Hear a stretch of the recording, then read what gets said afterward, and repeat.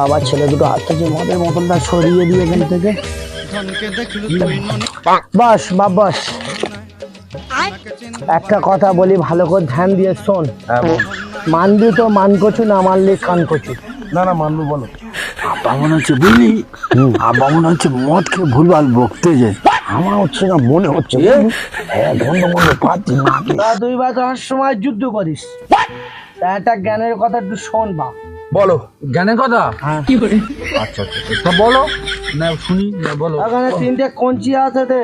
হ্যাঁ তিনটে কঞ্চি আছে দে। দেন দাদা। তোমার কথা শুনে মনে হইতেছে তুমি বিরাট জ্ঞানী মানুষ হয়ে গেছো। দে বাবা দে, তিনটে কঞ্চি তোরা দুজনে দেখতে পাচ্ছিস, ঠিক আছে। এখানে রেখে দিয়ে একটা কঞ্চি নিয়ে যদি আমি ইরাং খাই না, তো এটা ভেঙে যাবে। আর যখন বাবা দুটো কঞ্চি একসাথে ধরে যদি ভাই দেখ, ভাঙবে না।